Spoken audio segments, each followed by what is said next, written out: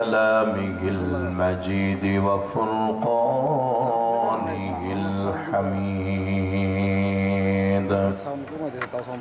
أعوذ بالله من الشيطان الرجيم. بسم الله الرحمن الرحيم.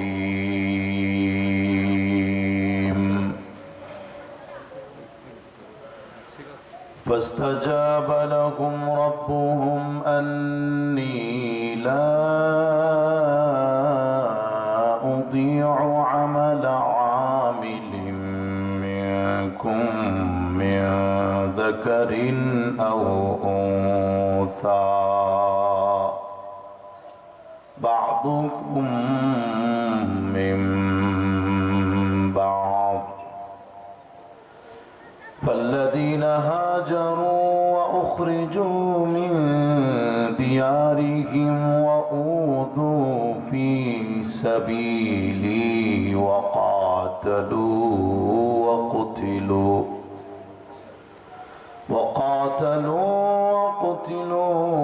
لأكفرن عنهم سيئاتهم ولأدخلنهم جنات تجري من تحتها الأنهار ثوابا من عند الله والله عنده حسن الثواب.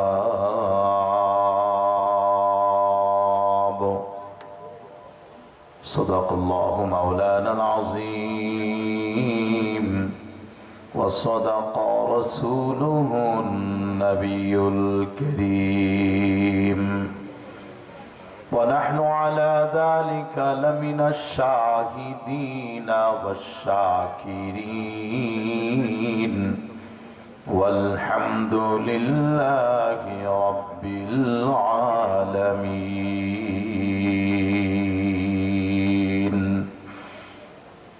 বরকতের উদ্দেশ্যে আমরা সকলেই মহব্বতের সাথে আওয়াজ দিয়ে নামাজের ভিতরে দরুদ শরীফ পড়ি।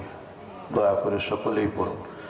اللهم صل على محمد وعلى آل محمد كما صليت على إبراهيم وعلى آل إبراهيم إنك حميد مجيد. اللهم بارك على محمد وعلى آل محمد كما باركت على إبراهيم وعلى آل إبراهيم إنك حميد مجيد. بلغ العلا بكماله كشف الدجى بجماله حسنت جميع خصاله صلوا عليه وآله. بلغ العلا بكماله كشف الدجى بجماله حسنت جميع خصاله صلوا عليه وآله. أستغفر الله ربي من كل ذنب وأتوب إليه. لا حول ولا قوة إلا بالله العلي العظيم.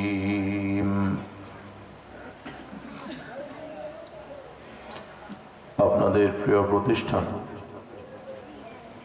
তারটিয়া দক্ষিণ পাড়া দারুন নাজাত নূরানী মাদ্রাসার উদ্যোগে আয়োজিত আজকের 17তম বার্ষিক ওয়াজ ও দোয়ার মাহফিল, আজকের এই মোবারক মাহফিলের সম্মানিত সভাপতি মুআজ্জাজ হযরত উলামায়ে কেরাম, আমার আগে অত্যন্ত গুরুত্বপূর্ণ নসিহত পেশ করেছেন পীরে কামেল শেখুল হাদিস আল্লামা আনোয়ারুল ইসলাম সাহাব দামাত বরকাতুহুল আলিয়া, আমার পৃথিবীর সমতুল্য মুরব্বী সাহেবান, প্রাণের যুবক ভাইয়েরা, সর্বস্তরের মুসলমান ভাই ও বন্ধুগণ, পর্দার আড়ালে বসে গভীর মনোযোগ দিয়ে শুনতেছেন আমার সম্মানিত মুসলিম মা ও মহিলারা। মহান আল্লাহ তাআলার অজস্র মেহেরবানি, যিনি আমাদেরকে দয়া করেছেন, মায়া করেছেন, যিনি আমাদেরকে মহব্বত করেছেন, ভালোবেসেছেন, যিনি আমাদেরকে পছন্দ করেছেন, মনোনীত করেছেন, যিনি আমাদেরকে কবুল করেছেন, তৌফিক দান করেছেন।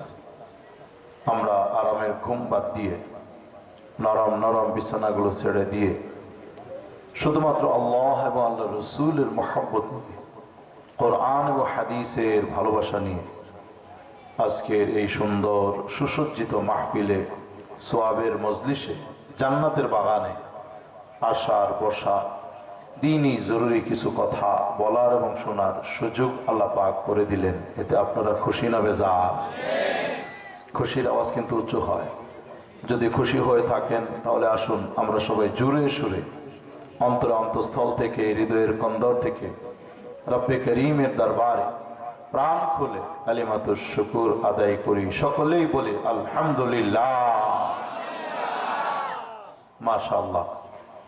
শুকরিয়া এই জন্য আদায় করলাম, যদি আমাদের আজকের এই আশা বসা, আজকের আলোচনা, আজকের মোনাজাত, আজকের বয়ান, আজকের পুরো আয়োজন আল্লাহ পাকের দরবারে কবুল আর মঞ্জুর হয়ে যায়, তাহলে ইনশাআল্লাহ এই মাহফিলটাও আমার আপনার সকলের নাজাতের জন্য আল্লাহ পাকের দরবারে একটি উসিলা হয়ে যেতে পারে। কি বলেন, ঠিক কিনা? আমি গুনাহগার মুসাফির, আপনাদেরকে নিয়ে রব্বে করিমের দরবারে দোয়া করি, আল্লাহ যেন আমাদের আশার বসাকে কবুল করে। আর একটু জোরে বলতে হবে, আল্লাহ তাআলা যেন আজকের এই মাহফিল এবং পুরো আয়োজনকে কবুল করেন। জোরে বলেন আমিন। এই মাহফিলের উসিলায় অত্র এলাকার জীবিত মৃত সকল মুসলমানদেরকে আল্লাহ যেন দয়া করে মাফ করে দেন। চিল্লায় বলেন আমিন। মুহতারাম হাজিরিন, আজকে আমি আপনাদের খিদমতে মহান আল্লাহর মহান কালামের সূরা আলে ইমরানের 195 নম্বর আয়াতে কারিমা তিলাওয়াত করেছি। মহান রব্বে করিম যদি আমাকে কিছু বলবার মতো শক্তি দান করেন, আর আপনারও কষ্ট করে ধৈর্য সহকারে বসে বসে আলোচনাগুলি শুনতে থাকেন, আমার জন্য দোয়া করতে থাকেন, তাহলে কিছু সময় এই আয়াতগুলো সামনে নিয়ে দিনই জরুরি আমলি কিছু কথা আপনাদের খিদমতে আরজ করে আপনাদের কাছে দোয়া চেয়ে বিদায় নিব। আমা তৌফিক ইল্লা বিল্লাহ। আয়াতের মূল কথা হলো, ঈমান এবং আমলের জন্য আমাকে আপনাকে একটু মেহনত, মুজাহাদা, পরিশ্রম করতে হবে, একটু কষ্ট করতে হবে। রাজি আছেন না ইনশাআল্লাহ? যেভাবে সাহাবায়ে কেরাম রিজওয়ানুল্লাহি তাআলা আলাইহিম আজমাইন কষ্ট করেছেন, বলতে গেলে দুনিয়ার এমন কোনো কাজ নেই যে কাজের মধ্যে কষ্ট নাই, ঠিক না? এই যে শীত বাড়তেছে, আস্তে আস্তে ঠান্ডার প্রকোপ আরো বাড়বে। যারা গ্রামে বাস করে এই ঠান্ডার ভিতরে, কুয়াশার ভিতরে নাঙ্গল জল কাঁধে করে চকে যায়, খেতে যায়, চাষবাস করে, পানি কামড়ায়, জুকে কামড়ায়, উপরে কুয়াশা, পেটে খাবার নাই, এত কষ্ট করে ফসল চাষাবাদ করে, বলেন এই চাষিরা চাষাবাদের জন্য কষ্ট করে কি করে না? এই কাজের মধ্যে কষ্ট আছে। ব্যবসায়ীরা ব্যবসা প্রতিষ্ঠানে যায়, দোকানে যায়, সারা দিন দোকানপাটে থাকে। অনেকে দুপুর বেলায় লাঞ্চের জন্য বাসায় আসতে পারে না, দোকানেই খাবার সারে। এমনকি অনেক ব্যবসায়ী তো এমন আছে, সকাল বেলায় যখন বাড়ি ছেড়ে ব্যবসার উদ্দেশ্যে বের হয়, ছোট ছোট বাচ্চাদেরকে ঘুমন্ত অবস্থায় রেখে যায়, আবারও যখন রাত গভীরে বাসায় ফিরে বাচ্চাদেরকে এসে ঘুমন্তই পায়, সজাগার দেখতে পাই না, এমন ব্যবসায়ী আমার দেশে আছে না নাই? তাহলে ব্যবসার মধ্যেও কষ্ট আছে। একজন ডাক্তার 500 টাকা বেজে, 800 টাকা, 1000 টাকা বেজে রোগী দেখে, আমি দেখছি তারও অনেক কষ্ট হয়। আমার জানা মতো এমনও ডাক্তার ঢাকায় আছে যিনি এই ব্যস্ততার কারণে দুপুরের খাবারটা কোনো চেম্বারে বসে খেতে পারেন না, বাড়ি তো দূরের কথা, বরং এক চেম্বার থেকে আরেক চেম্বারে যখন যান গাড়ির ভিতরেই ধাপধুপ কয়েক লোক মাইরা দেন। আছে না নাই? তাহলে এটার মধ্যেও কষ্ট। এমন কোনো কাজ নাই যে কাজের মধ্যে কষ্ট নেই। বাবারা, বন্ধুরা, দুনিয়ার কাজের জন্য যেমন কষ্ট করা লাগে, ঠিক ঈমানের জন্য একটু কষ্ট করা লাগে, আমলের জন্য একটু কষ্ট করা লাগে, কবরকে আলোকিত করার জন্য একটু কষ্ট করা লাগবে, জান্নাত লাভের জন্য একটু মেহনত, পরিশ্রম, কষ্ট করা লাগবে, জাহান্নাম থেকে মুক্তির জন্য, গুনাহ থেকে বাঁচার জন্য একটু কষ্ট মুজাহাদার দরকার আছে না নাই? কষ্ট করতে হবে। মনে রাখতে হবে এটা দুনিয়া, এটা জান্নাত না। যেহেতু দুনিয়া, দুনিয়াতে দুনিয়ার মতোই থাকতে হবে, মুসাফিরের মতো থাকতে হবে, ঠিক কিনা বলেন? যদি এই দুনিয়াতে পুরোপুরি সুখ আর শান্তি নসিব হতো, তাহলে আমার মন বলে সকল নবী রাসূলগণ সবচেয়ে সুখে শান্তিতে থাকতেন, সবচেয়ে আরামে নবীরা থাকতেন। কারণ তারা হচ্ছেন গোটা মাখলুকাতের মধ্যে, গোটা মানব জাতির মধ্যে সর্বশ্রেষ্ঠ মানুষ, ঠিক কিনা? চিল্লা এখন। অথচ একজন পয়গম্বরও এমন খুঁজে পাবেন না যার জীবনে দুঃখ ছিল না, টেনশন ছিল না, পেরেশানি ছিল না, জুলুম ছিল না, নির্যাতন ছিল না। কাফের বেদিনরা কঠিন থেকে কঠিন নির্যাতন করেছে, প্রত্যেক কওমের নবীদের সাথে অসৎ আচরণ করেছে, ঠিক কিনা বলে? শুরু করেন হযরত নূহ আলাইহিস সালাম থেকে, এত নির্যাতন করেছে হযরত নূহ আলাইহিস সালাম। হযরত নূহ আলাইহিস সালাম আল্লাহর কাছে বলেন, ক্বালা রাব্বি ইন্নী দাউতু কওমি লাইলাও ওয়া নাহারা ফালাম ইয়াজিদহুম দুআই ইল্লা ফিরারা। হযরত নূহ বললেন, আয় আল্লাহ, হে আমার রব, আমি আমার কওমকে, আমার জাতিকে, আমার সম্প্রদায়কে দিনের বেলা আহ্বান করেছি, রাত্রি বেলায় আহ্বান করেছি, প্রকাশ্যে আহ্বান করেছি, একাই ভাবেও তাদেরকে আহ্বান করেছি, কিন্তু যতই ডাকি, যতই আহ্বান করি, লোকগুলো শুধু আমার থেকে পলায়ন করে, আমার থেকে শুধু দূরে সরে যায়, আমাকে দেখলে তারা ভাগে। আমি যখন তাদেরকে দাওয়াত দেই, ঈমানের দাওয়াত, কালিমার দাওয়াত, জাআলু আসাবিআহুম ফি আযানিহিম, তারা নিজেদের আঙ্গুলগুলোকে কানের ভিতরে ঢুকায় রাখে, কালিমার আওয়াজ, কালিমার দাওয়াত যেন তাদের কানে পৌঁছতে না পারে। চিল্লা এখন নাউজুবিল্লাহ। কানের ভিতরে আঙ্গুল দিয়ে রাখে, চেহারার সামনে কাপড় ঝুলায় রাখে, আমার চেহারা যেন দেখতে না হয়। তারা আমার সাথে জিদ করে, তারা চরম উদ্ধত্ত প্রদর্শন করে, অহংকার করে, তারা ঈমান আনে না। ওই বেদিন বেঈমান গুলো হযরত নূহ আলাইহিস সালামকে মারধর করতে করতে অজ্ঞান আর বেহুশ করে ফেলতো। তারা মনে করতো নূহ বুঝি মারা গেছে। কয়েকজন ধরাধরি করে অজ্ঞান করা মানুষটাকে, বেহুশ মানুষটাকে তার বাড়িতে ফিরিয়ে দিয়ে যেত। মনে করতো কিছুক্ষণ পরে সংবাদ যাবে নূহ মারা গেছে। কিন্তু হযরত নূহ আলাইহিস সালাম যখন হুঁশ ফিরে পেতেন, তার জ্ঞান যখন আবার ফিরে আসতো, আবার তিনি ওই কাফের বেঈমানদের দ্বারে দ্বারে, ঘরে ঘরে গিয়ে ঈমানের দাওয়াত দিতেন। শেষ পর্যন্ত 6 মাস পর্যন্ত একাধারে মহাপ্লাবনে কিস্তির মধ্যে ভাসলেন। 6 মাস। তাফসীরে কিতাবে আছে, নূহ আলাইহিস সালাম যে বিশাল নৌযান, একটা স্টিমার, একটা নৌকা তৈরি করেছিলেন, লম্বায় ছিল 300 হাত। সুবহানাল্লাহ, একজনেরও নাই। লম্বায় কত হাত? 300 হাত। চওড়া ছিল 50 হাত, উচ্চতা 30 হাত, 3 তলা বিশিষ্ট। আমার জানা মতো এখনো পর্যন্ত এত বড় নৌযান, আমি তো সদরঘাটের পাশে থাকি, আমার চোখে পড়ে নাই। আমার ওয়াজিরা বন্ধুরা এমনি ভাবে হযরত ইব্রাহিম আলাইহিস সালাম মুসলিম মিল্লাতের ধর্মীয় জাতির পিতা, ঠিক কিনা জোরে বলে? হযরত ইব্রাহিম আলাইহিস সালাম চলে কদর পয়গম্বর, যাকে খলিল বলা হয়, আল্লাহর বন্ধু বলা হয়, অথচ এই মানুষটাকে তদানীন্তন সময়ের সরকার কুখ্যাত নমরুদ অগ্নিকুণ্ডে নিক্ষেপ করেছিল। বিশাল অগ্নিকুণ্ডে নিক্ষেপ করেছিল। পয়গম্বর অগ্নিকুণ্ডে ঝাঁপ দিতে হয়েছিল, কিন্তু আল্লাহ তাআলার ইচ্ছা ছিল পয়গম্বরকে পরীক্ষা করা। পয়গম্বরের জীবনে যতগুলি পরীক্ষা আল্লাহ নিয়েছেন, আল্লাহ কোরআন অন্য জায়গায় বলেছেন সবগুলি পরীক্ষায় তিনি উত্তীর্ণ হয়েছেন, শতভাগ সাফল্য অর্জন করেছেন। এই কারণে আল্লাহ তাআলা নমরুদের তৈরি করা বিশাল অগ্নিকুণ্ডকে ডাক দিয়ে বললেন, কুলনা ইয়া নারু কুনি বারদাও ওয়া সালামান আলা ইব্রাহিম। আমি আগুনকে বললাম, আগুন, আমার ইব্রাহিমের জন্য তুমি ঠান্ডা এবং আরামদায়ক হয়ে যাও।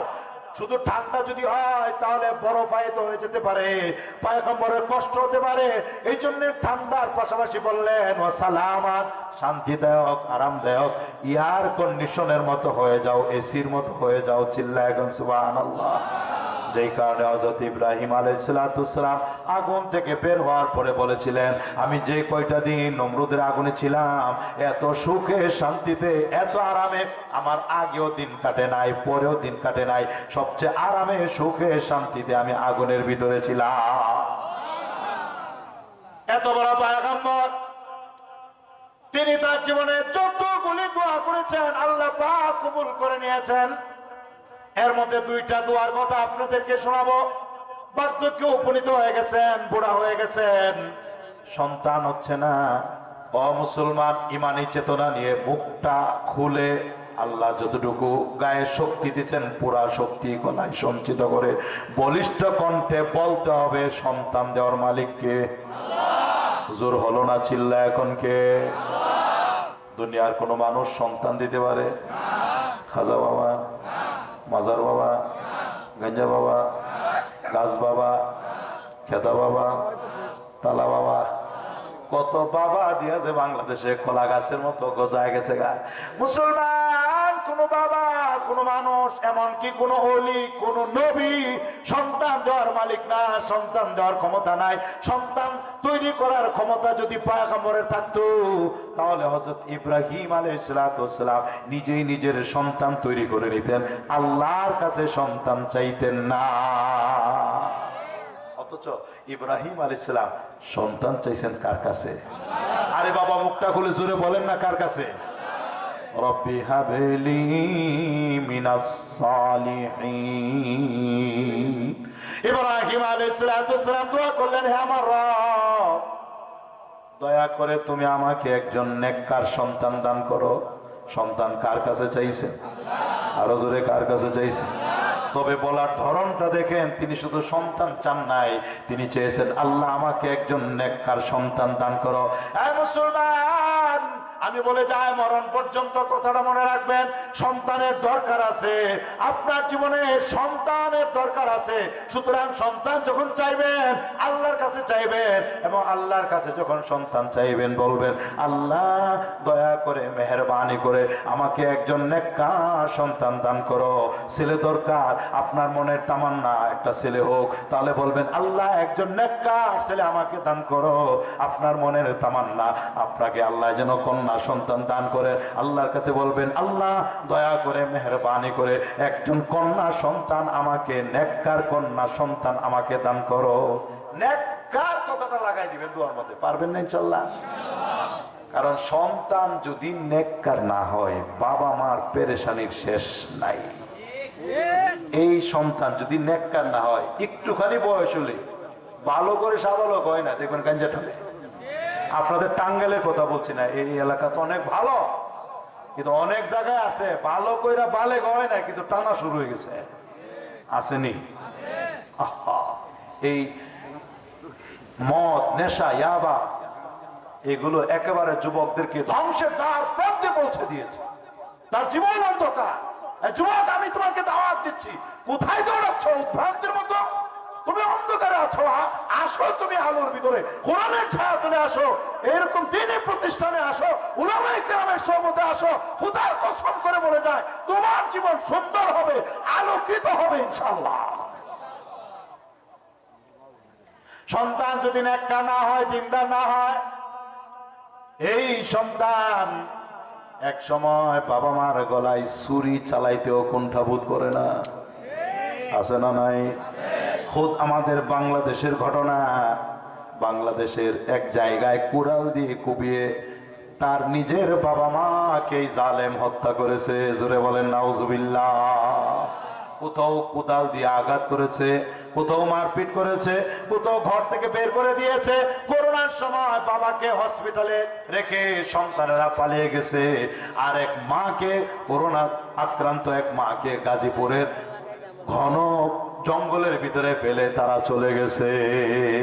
আহা, এই যুবক, তুমি যে তোমার মাকে ফেলে দিলে, তোমার বাবাকে ফেলে দিলে, তোমার মাকে বাবাকে গলা ধাক্কা দিয়ে বের করে দিলে, দুর্ব্যবহার করলে, আরে একদিন এমন ছিলে তুমি বড় অসহায়, তোমার জন্য তোমার মা প্রসব বেদনা সহ্য করেছেন, গর্ভে ধারণ করেছেন, প্রসব বেদনা সহ্য করেছেন, বুকের নিংড়ানো দুধ 2 বছর পর্যন্ত পান করিয়েছেন তোমার আরামের জন্য। মা নিজের সুখ শান্তি বিসর্জন দিয়েছেন, কত রাত তিনি জাগ্রত থেকেছেন, কত দিন তিনি খাইতে পারেন নাই।